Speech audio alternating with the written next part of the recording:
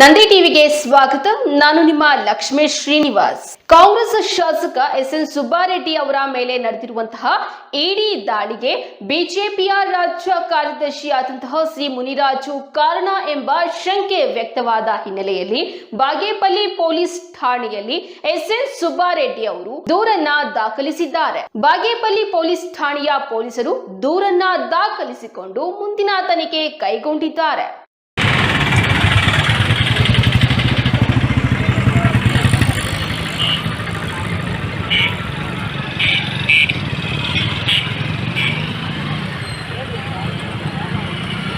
ಶಾಸಕ ಸುಬ್ಬಾರೆಡ್ಡಿ ನೀಡಿರುವ ದೂರಿನ ವಿವರ ಹೀಗಿದೆ. 2025 ಜೂನ್ 5ರಂದು ನನ್ನ ಸ್ನೇಹಿತನ ವಾಟ್ಸ್ಆಪ್ ಸಂಖ್ಯೆ 9855405588 ಸಂಖ್ಯೆ ಮೂಲಕ ನನ್ನ ಮೊಬೈಲ್ಗೆ ಕೆಲ ದಾಖಲಾತಿಗಳು ಕಳುಹಿಸಿದ್ದು, ಸದರಿ ದಾಖಲಾತಿಗಳಲ್ಲಿ ರಾಮಸ್ವಾಮಿ ವೀರನ್ ಎಂಬುವವರ ಹೆಸರಿನಲ್ಲಿ ಇರುವ ಖಾಸಗಿ ಕಂಪನಿಯವರು ಶಾಸಕ ಸುಬ್ಬಾರೆಡ್ಡಿ ಆದ ನನ್ನ ಹೆಸರಿನಲ್ಲಿ ಮಲೇಷಿಯಾ, ಹಾಂಗ್ಕಾಂಗ್ ಇತರೆ ದೇಶಗಳಲ್ಲಿ ಹಣಕಾಸಿನ ವಹಿವಾಟು ನಡೆದಿರುವ ಬಗ್ಗೆ ಕೆಲವು ದಾಖಲಾತಿಗಳು ಸಿಂಗಾಪುರ ದೇಶದಲ್ಲಿ ಇರುವ ಬ್ಯಾಂಕ್ನಲ್ಲಿ ಬ್ಯಾಂಕ್ ಖಾತೆ ಹೊಂದಿದ್ದು ಹಣ ವರ್ಗಾವಣೆ ಮಾಡಿರುವ ಬಗ್ಗೆ ಕೆಲ ದಾಖಲೆ ಸೃಷ್ಟಿಸಿರುವುದು ಕಂಡು ಬಂದಿರುತ್ತದೆ. ಅದೇ ದಾಖಲೆಗಳಲ್ಲಿ ರಾಮಸ್ವಾಮಿ ವೀರನ್ ಎಂಬುವವರ ಮೈ ಬ್ಯಾಂಕ್ ಖಾತೆಯಿಂದ ನನ್ನ ಪತ್ನಿ ಆರ್ ಶೀಲಾ ಬ್ಯಾಂಕ್ ಖಾತೆಗೆ ಹಣ ವರ್ಗಾವಣೆ ಆಗಿರುವ ಬಗ್ಗೆಯೂ ವಾಟ್ಸ್ಆಪ್ ಮೂಲಕ ನನ್ನ ಮೊಬೈಲ್ಗೆ ದಾಖಲೆ ಕಳುಹಿಸಿರುತ್ತಾರೆ. 16 ಪುಟಗಳ ದಾಖಲೆಗಳನ್ನು ಪರಿಶೀಲಿಸಿದಾಗ ಎಲ್ಲಾ ಇಮೇಲ್ ಐಡಿಗಳು ಅನಾಮಧೇಯ ಹೆಸರುಗಳು ಎಂಬುದು ಕಂಡು ಬಂದಿರುತ್ತದೆ. ಬೆಂಗಳೂರಿನ ಹೈಕೋರ್ಟ್ನಲ್ಲಿ ಸಲ್ಲಿಸಿರುವ ಚುನಾವಣಾ ಅಕ್ರಮ ದಾವೆಯನ್ನ ಸತ್ಯ ಮಾಡುವ ಉದ್ದೇಶಕ್ಕಾಗಿ ಬಿಜೆಪಿ ಪರಾಜಿತ ಅಭ್ಯರ್ಥಿ ಸಿ ಮುನಿರಾಜು ನನ್ನ ವಿರುದ್ಧ ಸುಳ್ಳು ಆರೋಪಗಳನ್ನ ಮಾಡಿದ್ದಾರೆ. ಬಾಗೇಪಲ್ಲಿ ವಿಧಾನಸಭಾ ಕ್ಷೇತ್ರದ ಶಾಸಕರಾಗಿರುವ ನನಗೆ ಕ್ಷೇತ್ರದಲ್ಲಿ ಇರುವ ಜನಪ್ರಿಯತೆಯನ್ನ ಕುಗ್ಗಿಸಿ ಕಳಂಕ ತರುವ ಉದ್ದೇಶದೊಂದಿಗೆ ನಕಲಿ ದಾಖಲೆ ಸೃಷ್ಟಿಸಿರುವುದಾಗಿ ನನಗೆ ಅನುಮಾನ ಬಂದಿದ್ದು, ಸಿ ಮುನಿರಾಜು ವಿರುದ್ಧ ಕಾನೂನು ಕ್ರಮ ಜರುಗಿಸುವಂತೆ ಪೊಲೀಸರಲ್ಲಿ ಎಸ್ಎನ್ ಸುಬ್ಬಾರೆಡ್ಡಿ ಅವರು ಒತ್ತಾಯಿಸಿದ್ದಾರೆ. ನನ್ನಲ್ಲಿರುವಂಥ ಸತ್ಯಾಂಶವನ್ನು ಅವ್ರು ತಿಳಿಸುವಂಥ ಕೆಲಸ ಮಾಡ್ತೀನಿ. ನಾನು ಬೇರೆಯವ್ರ ಥರ BJP ಅವ್ರು ಮಾಡಿಸಿದ್ರು ಇನ್ನೊಬ್ಬರು ಮಾಡಿ ನಾನೇ ಅಲ್ಲಲ್ಲ. ಅದೊಂದು ಇಡೀ ತನಿಖಾ ಸಮಸ್ಯೆ ಮಾಡಲಿ, ನಷ್ಟ ಆಗಿರೋಂದೆ ನಾನು ಸತ್ತಿನಾಗಿದ್ದರೆ ನಾನು ಸತ್ತಿನಾಗ ಹೊರಗಡೆ ಬರ್ತೀನಿ. ನಾನಂತ ಇಡಿಗೆ ಆಗಲಿ ಯಾವುದಕ್ಕಾಗಲಿ ನಾನಂತ ಇಂಜಿನಿಯರ್ ಪ್ರಶ್ನೆಯಲ್ಲಿ ಯಾರು ಬೇಕಂದ್ರೂ ತನಿಖೆ ಮಾಡ್ಬೋದು, ಯಾರು ಬೇಕಂದ್ರೂ ಏನು ಬೇಕಂದ್ರೂ ಮಾಡ್ಬೋದು. ನಾನು ಎಲ್ಲದಕ್ಕೂ ಸದಾ ಸಿದ್ಧನೆ. ಶಾಸಕ ಸುಬ್ಬಾರೆಡ್ಡಿ ಸ್ನೇಹಿತರ ಮೊಬೈಲ್ಗೆ ಬಂದಿರುವ ದಾಖಲೆಗಳು ನಕಲಿಯೋ ಅಥವಾ ಅಸಲಿಯೋ ಎಂಬುದನ್ನು ದಾಖಲೆ ಸಮೇತ ಸಾಬೀತುಪಡಿಸಿಕೊಳ್ಳಲಿ.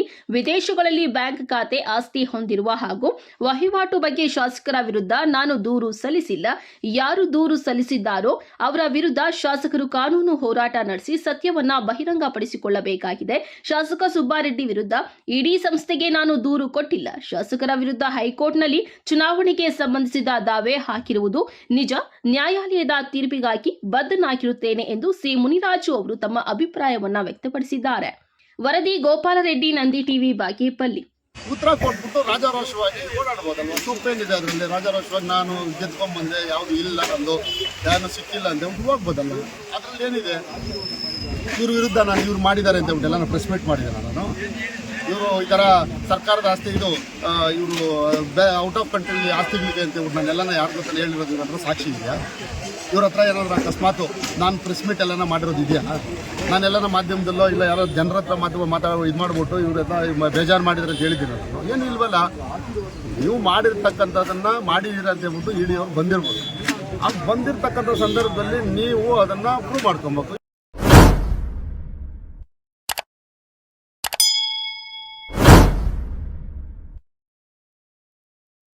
ಗೌನಿಪಲ್ಲಿ ರಸ್ತೆಯಲ್ಲಿ ಭಾರೀ ಗಾತ್ರದ ಲಾರಿಗಳು ಓಡಾಡುತ್ತಿರುವುದರಿಂದ ಸಾರ್ವಜನಿಕರು ಓಡಾಡಲು ಭಯ ಪಡುವಂತಹ ಪರಿಸ್ಥಿತಿ ನಿರ್ಮಾಣವಾಗಿತ್ತು.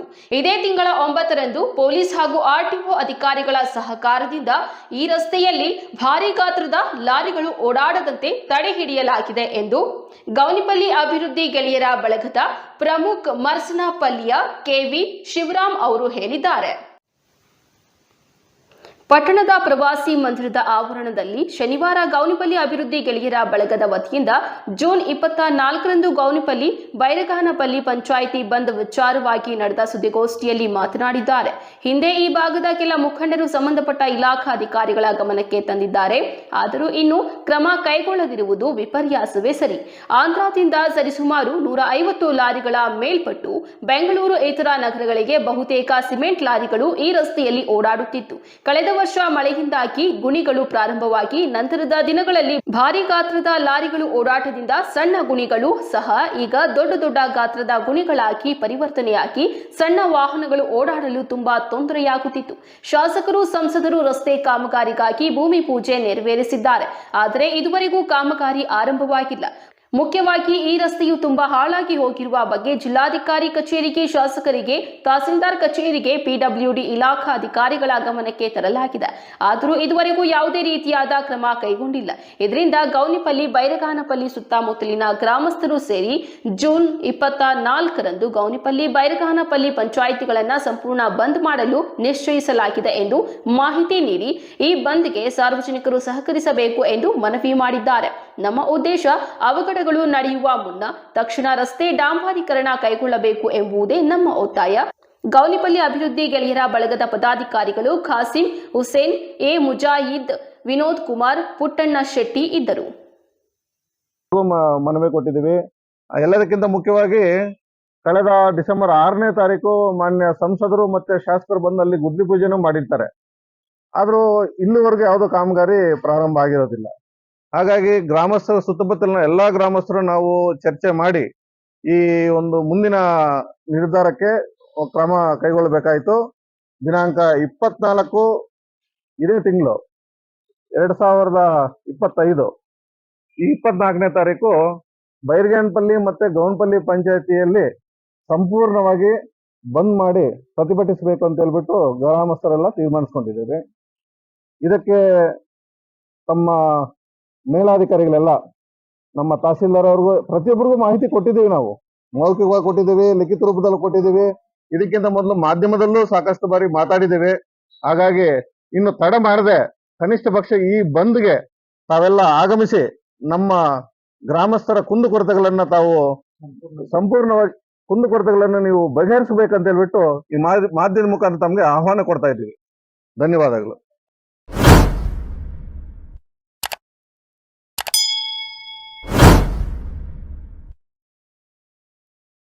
ಸುಮಾರು 14 ವರ್ಷಗಳ ಹಿಂದೆ ಗುಡಿಬಂಡೆ ಪಟ್ಟಣದ ರಸ್ತೆ ಅಗಲೀಕರಣದ ಸಂದರ್ಭದಲ್ಲಿ ಮನೆಯನ್ನ ಕಳೆದುಕೊಂಡವರಿಗೆ ಶಾಸಕ ಎಸ್.ಎನ್. ಸುಬ್ಬಾರೆಡ್ಡಿ ಅವರು ಹಕ್ಕುಪತ್ರಗಳನ್ನು ವಿತರಣೆ ಮಾಡಿದ್ದಾರೆ. ಮನೆ ಕಳೆದುಕೊಂಡವರಿಗೆ ಸರ್ಕಾರಿ ಜಮೀನನ್ನ ಗುರುತಿಸಿ ಬ್ರಾಹ್ಮಣರ ಹಳ್ಳಿ ರಸ್ತೆಗೆ ಹೊಂದಿಕೊಂಡಿರುವ ಸರ್ಕಾರಿ ಜಮೀನನ್ನ ಗುರುತಿಸಿ ಸುಮಾರು 40 ಫಲಾನುಭವಿಗಳಿಗೆ ಹಕ್ಕುಪತ್ರವನ್ನ ವಿತರಣೆ ಮಾಡಿದ್ದಾರೆ. ಇನ್ನುಳಿಕೆ ಹಕ್ಕುಪತ್ರಗಳನ್ನು ಮಾನ್ಯ ಮುಖ್ಯಾಧಿಕಾರಿಗಳು ಕಚೇರಿಯಲ್ಲಿಯೇ ಇರಿಸಿಕೊಂಡಿರುತ್ತಾರೆ. ನಂತರ ಇವೇ ಹಕ್ಕುಪತ್ರಗಳು ಕಳೆದು ಹೋಗಿರುತ್ತದೆ ಎಂದು ನಿನ್ನೆಯ ದಿನಾಂಕ 18/7/2025ರಂದು ಉದಯವಾಣಿ ಪತ್ರಿಕೆಯಲ್ಲಿ ಏಕಾಏಕಿ ಹಕ್ಕುಪತ್ರಗಳು ಕಳೆದು ಹೋಗಿರುತ್ತದೆ ಎಂದು ಪ್ರಕಟಗೊಂಡಿರುತ್ತದೆ.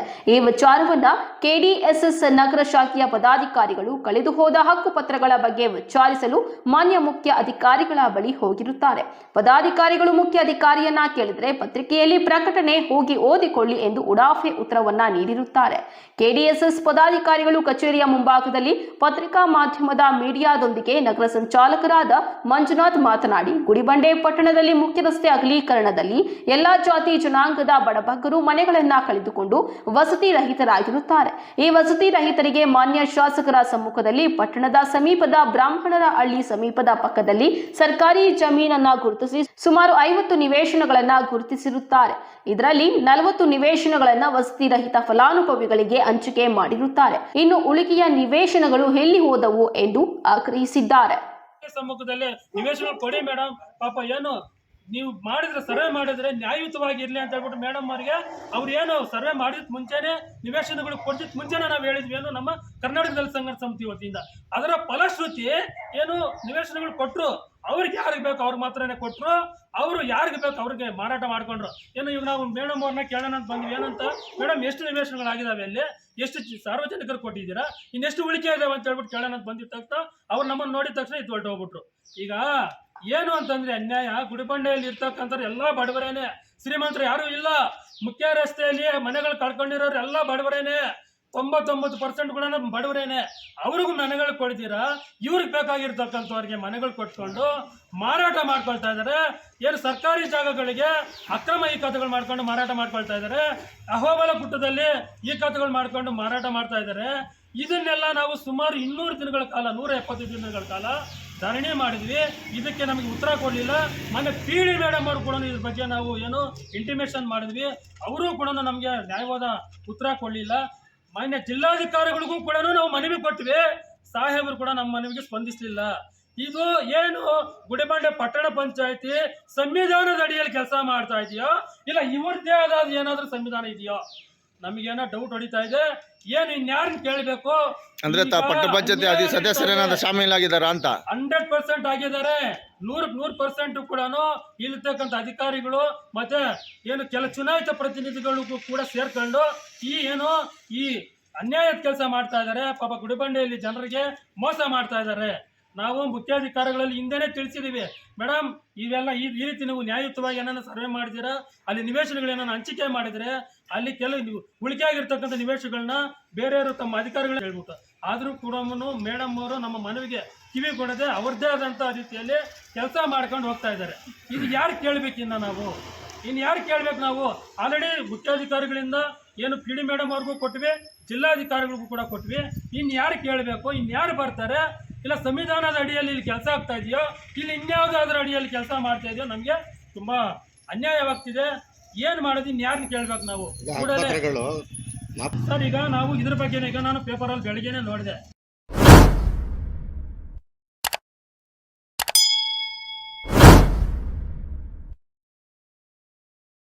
ಮೊಹರಂ ಹಬ್ಬದ ಅಂಗವಾಗಿ ಪಟ್ಟಣದಲ್ಲಿ ಜಾಮಿಯಾ ಮಸೀದಿಯ ಬಳಿ ಬಾಬಯ್ಯನ ಗುಡಿಯಿಂದ ಹಿಂದೂ ಮುಸ್ಲಿಮರು ಪಟ್ಟಣದ ಪ್ರಮುಖ ರಸ್ತೆಗಳಲ್ಲಿ ಮೆರವಣಿಗೆಯನ್ನ ಸಾಗಿ ದೇಹದಂಡನೆಯನ್ನ ಮಾಡಿದ್ದಾರೆ.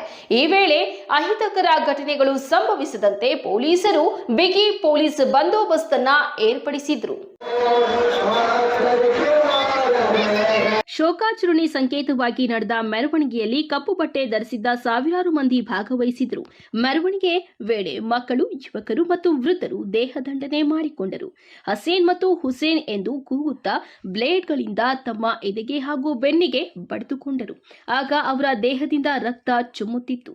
ಬಹುತೇಕರು ಎದೆಗೆ ಕೈಗಳಿಂದ ಬಡಿದುಕೊಂಡು ಶೋಕ ಗೀತೆಗಳನ್ನ ಹಾಡಿದ್ದಾರೆ.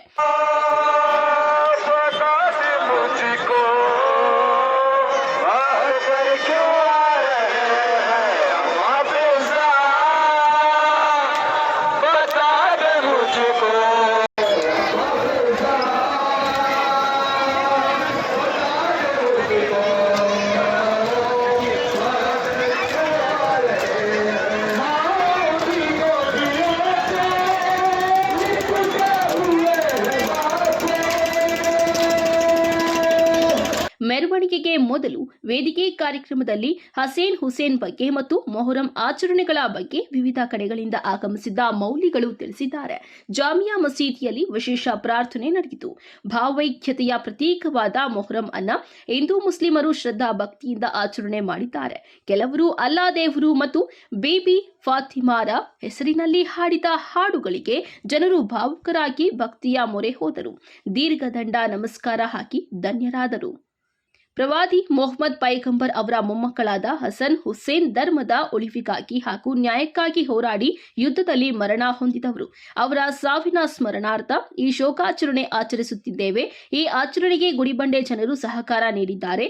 ಗುಡಿಬಂಡೆಯಲ್ಲಿ ಶಾಂತಿ ಸೌಹಾರ್ದತೆ ಇದೆ. ಹಿಂದೂ ಮುಸ್ಲಿಂ ಎಂಬ ಭೇದ ಭಾವವಿಲ್ಲದೆ ಎಲ್ಲರೂ ಒಂದಾಗಿ ಜೀವನ ನಡೆಸುತ್ತಿರುವುದು ಸಂತೋಷದ ವಿಷಯ ಎಂದು ನೆರೆದಿದ್ದ ಗಣ್ಯರು ಅಭಿಪ್ರಾಯಪಟ್ಟಿದ್ದಾರೆ. ಈ ಸಂದರ್ಭದಲ್ಲಿ ಗೌರಿಬಿದನೂರು ತಾಲೂಕಿನ ಆಲಿಪುರದ ಅಂಜುಮನೆ ಜಾಫ್ರಿಯಾ ಅಧ್ಯಕ್ಷರಾದ ಅಲಿ ಅಬ್ಬಾಸ್, ಕಾರ್ಯದರ್ಶಿ ಫಾಜಿಲ್ ರಾಜ, ಮೌಲಾನಾ ನಜೀರ್ ಅಬ್ಬಾಸ್, ಮೌಲಾನಾ ಶಯೀಬ್ ರಾಜ, ಪೋತೇನಹಳ್ಳಿ ಅಧ್ಯಕ್ಷರಾದ ಖಾದರ್ ಹುಸೇನ್, ಕಾರ್ಯದರ್ಶಿ ಶಬ್ಬರ್ ಆಲಿ, ರಾಜ್ಯ ಉರ್ದು ಅಕಾಡೆಮಿಯ ಸದಸ್ಯ ನಾತಿಕ್ ಅಲಿ, ಫಾತಿಮಾ ಕಮಿಟಿಯ ಸಜಿ ಹೈದರ್, ಮೊಹರಂ ಕಮಿಟಿ ಆಲಿಪುರ, ಸಜಾತಿಯಾ ಟ್ರಸ್ಟ್ ಜಿಲ್ಲಾ 15 ಅಂಶಗಳ ನಾಮಿನಿ ಸದಸ್ಯ ಸಕಿ ಅಹ್ಮದ್, ಗುಡಿಬಂಡೆ ರಿಯಾಜ್ ಪಾಷಾ ಸೇರಿದಂತೆ ಮೊಹರಂ ಆಚರಣಾ ಸಮಿತಿಯ ಸದಸ್ಯರು ಇತರರು ಭಾಗವಹಿಸಿದ್ದರು.